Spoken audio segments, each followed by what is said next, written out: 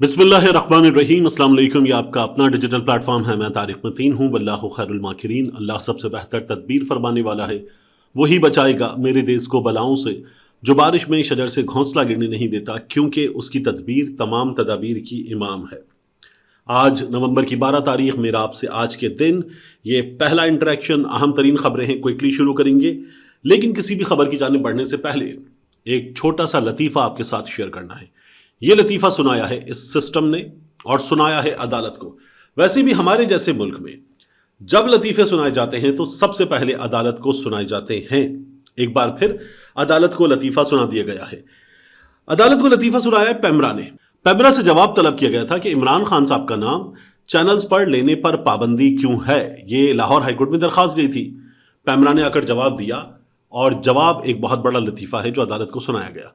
पेमरा की जानिब से जवाब एक्सप्रेस न्यूज़ ने रिपोर्ट किया है और एक्सप्रेस न्यूज़ ने इस सिलसिले में पेमरा का जवाब रिपोर्ट करते हुए खबर लगाई है, बानी पीटीआई का नाम नशर करने पर पाबंदी नहीं। पेमरा, बानी पीटीआई का नाम नशर करने पर पाबंदी नहीं। पेमरा, नाम है इमरान अहमद खान न्याजी। मेरा नाम है इमरान अहमद खान न्याजी। तो जब आप अदालत को जवाब दे रहे हैं, जब एक बड़ा चैनल उसकी खबर लगा रहा है, तो इससे बड़ा लतीफ़ा क्या होगा कि वो कह रहे हैं बानी पीटीआई का नाम नशर करने पर पाबंदी नहीं। और ये लतीफ़े हमारी अदालतों को सुनाए जा रहे हैं। अभी अदालत को लतीफ़ा सुनाया गया कि 26वीं आईनी तरमीम में अदालतों को मज़ीद खुद मुख्तार बनाया गया है। आज़ाद अदालतों का काम जो है वो मज़ीद आसान किया गया है। अदालतों में पेंडेंसी है, अदालतों को और ख़ुद मुख्तार बनाया गया है। ये लतीफ़े हमारे यहाँ सुनाए जाते हैं। एक बार फिर सुनाया गया जिस तरह आर्मी चीफ की मुद्दत में ओहदे पर 2 बरस बढ़ा दिए गए हैं, इससे जो लॉबिंग का सिलसिला है ख़त्म होगा। ये भी लतीफ़ा सुनाया गया कि ये मुद्दत में इजाफा नहीं हुआ, मुद्दत में कमी की गई है। तो ये हुकूमत जो है लतीफ़े सुनाने में माहिर है, ये सिस्टम लतीफ़े सुनाने में माहिर है। ये लोग लतीफ़े सुना रहे हैं, ये एक दूसरे को भी बड़े अच्छे लतीफ़े सुनाते हैं और मीडिया को भी। पहले ही कहते थे इमरान खान जेल में बैठा हुआ भीख मांग रहा है और कह रहा है मुझसे बात करो, हम इससे बात नहीं करेंगे। अब राना सनाउल्लाह साहब जो हैं वो इमरान खान साहब के हवाले से जो बातें कर रहे हैं, उसको सुनकर, ख्वाजा आसिफ की बातें सुनकर, एहसन इकबाल साहब की बातें सुनकर, शहबाज शरीफ साहब की बातें सुनकर और इस सिस्टम के दीगर लोगों की बातें सुनकर और मियाँ नवाज शरीफ जो बातें नहीं कर पा रहे, उन बातों को ना सुनकर आपको अंदाज़ा होता है कि सिस्टम की कांपें टांग रही हैं। राना सनाउल्लाह साहब ने गुफ्तगू की टेलीविजन प्रोग्राम्स में, और मैं उस गुफ्तगू का ज़रूर आपके सामने पोस्टमार्टम करना चाहूँगा। राना साहब कहते हैं कि हुकूमत अपनी मुद्दत पूरी करेगी, यानी आपको अभी इस वक्त फॉर्म 47 पर हुकूमत बनाए हुए चंद महीने हुए हैं और सारी चीज़ें आपने अपने हाथ में कर ली हैं। उसके बावजूद भी आपको टेलीविजन प्रोग्राम्स में बैठ के बार बार इस यकीन का इजहार करना पड़ रहा है कि हुकूमत अपनी मुद्दत पूरी करेगी। उसके बाद इलेक्शन होंगे, सिविल और मिलिट्री क़यादत मुल्क की मुफाद में ही फैसले करेगी। तो राना सनाउल्लाह साहब जो हैं, जो बातें कर रहे हैं, वो लतीफ़े हैं। हमने देख लिया है जो फैसले हो रहे हैं वो अपने लिए हो रहे हैं, अपने मुफाद में हो रहे हैं। Of the people, for the people, by the people तो है ही नहीं। मतलब आप सब कुछ अपने लिए कर रहे हैं और बता रहे हैं मुल्क की मुफाद में फैसले करेंगे। आइंदा साफ शफाफ इलेक्शन के लिए सियासी जमातों को मिल बैठना चाहिए। तो ये जो अभी किया है, नवाज शरीफ को जितवा दिया, ख्वाजा आसिफ को जितवा दिया, 17 सीटों पर जीते हुए लोग इस वक्त पार्लियामान में जितनी बड़ी सीटों की तादाद लेकर बैठे हुए हैं, उसको देखकर कोई भी मुल्क जो जमहूरी हो वहां पर सर शर्म से झुक जाए। लेकिन यहां फख्र के साथ तब्दीलियां की जा रही हैं, आईन में तब्दीलियां की जा रही हैं। फिर राना सनाउल्लाह साहब जो हैं वो आगे कहते हैं 190 मिलियन पाउंड का केस सियासी नहीं और केस में कोई पेशगोई भी नहीं कर सकता। मैं पेशगोई कर देता हूं। 190 मिलियन पाउंड का केस एक सियासी केस है और इस केस में इमरान खान साहब को सजा इस अदालत से हो जाएगी। इमरान खान साहब को सजा हो जाएगी और ये जो तोशाखाना 2 है, उस तोशाखाना 2 में इमरान खान साहब की मुमकिन तौर पर बरियत के इम्कानात हैं और यह भी मुमकिन है कि इमरान खान साहब को बाय 1 गेट 1 फ्री के तहत दूसरी सजा भी टिका दी जाए। लेकिन इम्कानात हैं कि जब 190 मिलियन पाउंड केस में इमरान खान साहब को सजा हो जाएगी तो तोशाखाना 2 केस में इमरान खान साहब की बरियत हो जाएगी। लेकिन खैर ये भी 190 मिलियन पाउंड भी अगली अदालतों में जाएगा। राना साहब कहते हैं कि हुकूमत किसी तरह भी वायलेंस को रोकने के लिए तैयार है, क्योंकि वायलेंस ریاست کی اجارہ داری ہوتی ہے, ریاست کے پاس ایجنسیز ہوتی ہیں.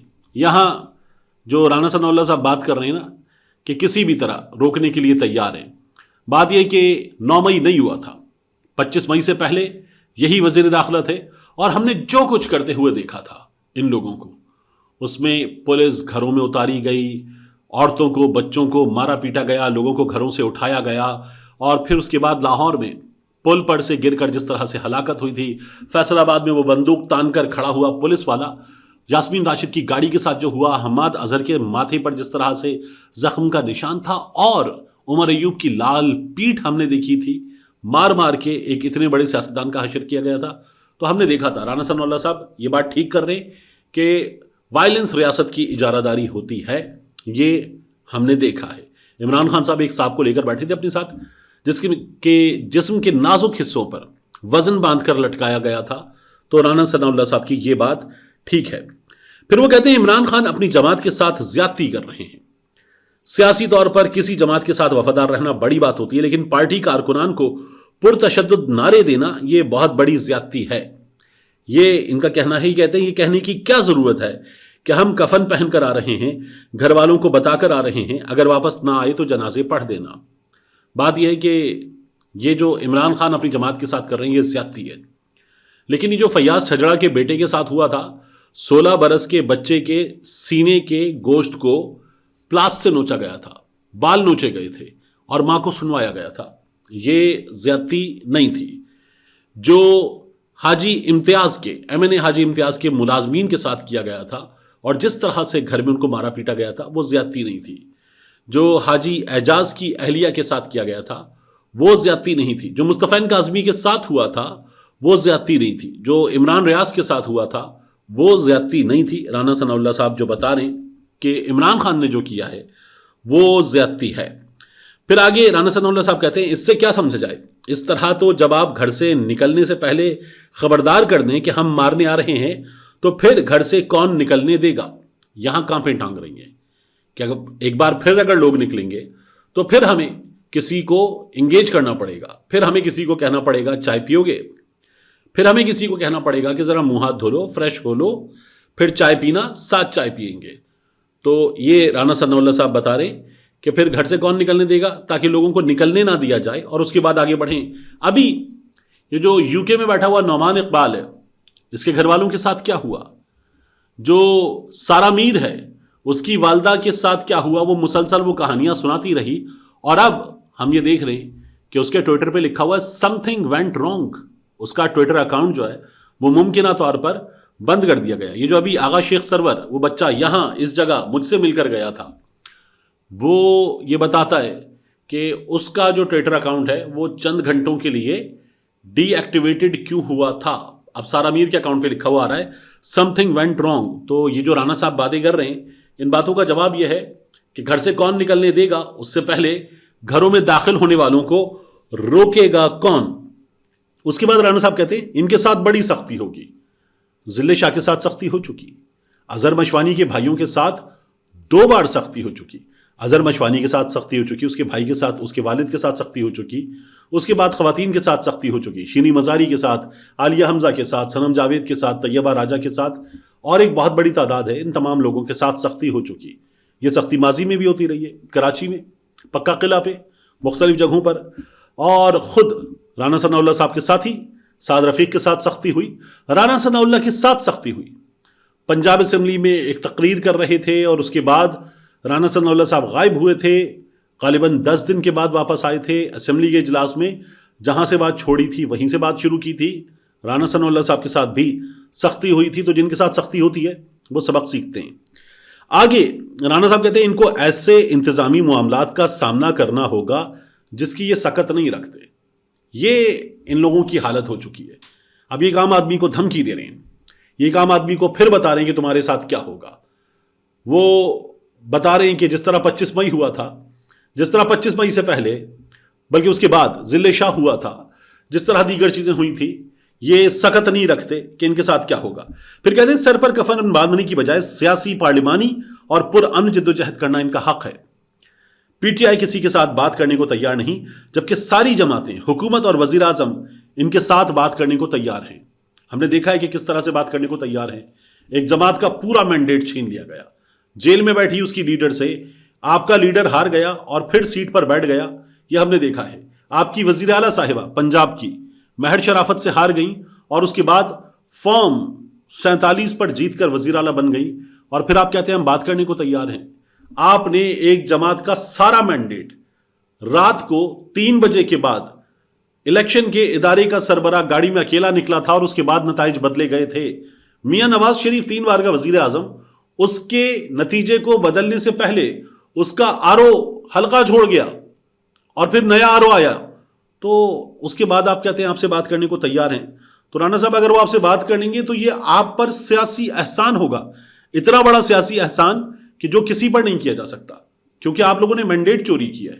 یہ کراچی میں باقی جگہوں پر لبیک کے جماعت کے باقی لوگوں کے فارم 45 بتا رہے ہیں کہ کیا ہوا, لیکن پھر آپ تو وہاں پر بھی بیٹھ گئے کہ اب یہ اگر عدالتیں دیکھیں گی تو عدالتیں بھی بدلیں گے, یہاں پر ریٹائرڈ ججز لائیں گے. آپ لوگوں کی حالت اس کوہ قاف کے دیو جیسی ہے. جو دیو کی طاقت رکھتا ہے تو دیو کی طاقت رکھنے کی وجہ سے وہ سامنے موجود لوگوں پر ایک جناتی ہنسی ہنس کے بتاتا ہے کہ اب تمہیں کون بچائے گا. تو آپ اس لیے کہہ رہے ہیں کہ اب ہم سے بات کرنی ہے. پھر رانا صاحب کہتے ہیں وزیر اعظم پارلیمنٹ میں آئے اور ان کی سینئر لیڈرشپ کے پاس گئے اور ان سے کہا ہم غیر مشروط بات کرنا چاہتے ہیں, لیکن پی ٹی آئی نے جو جواب دیا وہ سب کو معلوم ہے. بانی پی ٹی آئی نے جیل میں جو عزت افزائی کی, پی ٹی آئی کہتی ہے اسٹیبلشمنٹ سے بات کرنی ہے. پھر آگے رانا صاحب سوال پوچھتے ہیں آج تک اسٹیبلشمنٹ نے کبھی کسی سے نمائندے مقرر کر کے بات کی ہے؟ رانا صاحب آپ نے تو ڈیل کی ہے, آپ کی جماعت نے تو ڈیل کی ہے. جنرل باجوہ سے جس طرح سے آپ لوگوں نے ڈیل کی, خواجہ آصف صاحب بتاتے ہیں ان کے سسر کے گھر پہ آپ لوگوں نے جو کارنامے انجام دیے, محمد زبیر صاحب بتاتے ہیں انہوں نے آپ کی محترمہ مریم نواز صاحبہ کے لیے, میاں نواز شریف صاحب کے لیے کیا کیا تھا. تو آپ صحیح بول رہے ہیں, اسٹیبلشمنٹ نمائندہ مقرر کر کے بات نہیں کرتی, لیکن اسٹیبلشمنٹ بعد میں سارے پول کھول دیتی ہے. تو اسی لیے یہ لوگ اسٹیبلشمنٹ سے جو بات کرنا چاہتے ہیں سامنے بات کرنا چاہتے ہیں. آپ لوگوں نے چھپ کے بات کی تھی, آپ لوگ بوٹ پالش کر رہے ہیں, اور آپ کے بات کرنے والے, چھپ کر بات کرنے والے لوگ جو ہے وہ آپ کے پول کھول رہے ہیں. اچھی بات ہے کہ وہ جو بات کرنا چاہتے ہیں سامنے بات کرنا چاہتے ہیں. پھر آگے رانا ثناء اللہ صاحب کہتے ہیں پارلیمانی جمہوریت میں ڈائیلاگ سے بات ہوتی ہے, یہ بات کرنے کو تیار نہیں. اسٹیبلشمنٹ نے اگر پی ٹی آئی سے بات کرنی ہے تو کون سا اعلان کر کے بات کرنی ہے. آگے رانا ثناء اللہ صاحب کہتے ہیں 8 مئی کی پریس کانفرنس میں اسٹیبلشمنٹ نے 2 ٹوک الفاظ میں کہا تھا کہ اگر گفتگو کرنی ہے تو سیاسی جماعتوں سے کریں, ہمارے ساتھ گفتگو کرنے کا جواز نہیں بنتا. رانا صاحب اس کے بعد عمران خان سے اسٹیبلشمنٹ سے متعلقہ شخصیات نے ایک سے زائد بار بات کی ہے. عمران خان صاحب تک پیغامات پہنچائے ہیں, بندے بھیج کر پیغامات پہنچائے ہیں, عمران خان صاحب کے لوگوں کے ذریعے پیغامات پہنچائے ہیں, اور عمران خان صاحب سے مدد بھی مانگی ہے. جو جلسہ اعظم سواتی کی مدد سے آگے بڑھایا گیا تھا وہ عمران خان صاحب سے مدد بھی مانگی گئی تھی. تو آپ کو پریشانی یہ ہے کہ آپ لوگوں کا کیا ہوگا. اس کے بعد رانا صاحب کہتے ہیں 9 مئی کے واقعے میں اسٹیبلشمنٹ براہ راست پی ٹی آئی کے خلاف مدعی ہے. 9 مئی کے اوپر وہ ان کو کہہ رہے ہیں کہ معافی مانگیں اور اظہار افسوس کریں, لیکن اس پر پی ٹی آئی الٹا کہتی ہے کہ اسٹیبلشمنٹ نے یہ سب کچھ خود کروایا ہے. تو اس کا فیصلہ عدالت کو کرنے دیجیے, یہ معاملہ عدالت میں جائے گا. یہ تو پارلیمان کا بھی معاملہ نہیں ہے, یہ عدالت کا معاملہ ہے, یہ عدالت میں طے ہونا چاہیے. پھر آگے کہتے ہیں اگر پی ٹی آئی اسٹیبلشمنٹ سے بات کرتی ہے تو 9 مئی پر کیا بات کرے گی. ہمارے خلاف بات کرنی ہے تو کیا بات کرے گی. الیکشن میں دھاندلی, فارم 47 45 تک سیاسی مسئلے ہیں. اب 26ویں ترمیم میں کیا پی ٹی آئی پارلیمانی کمیٹی اور مولانا فضل الرحمان سے بات نہیں کرتی رہی؟ تو بالکل بات کرتے رہے, لیکن جو کچھ آپ لوگوں نے کیا ہے رانا ثناء اللہ صاحب, اور آپ خود بھی جانتے ہیں, اس کے باوجود بھی آپ لوگوں کے پاکستان تحریک انصاف سے مذاکرات ہو رہے ہیں, ہوئے ہیں اور آگے جا کر بھی ہوں گے.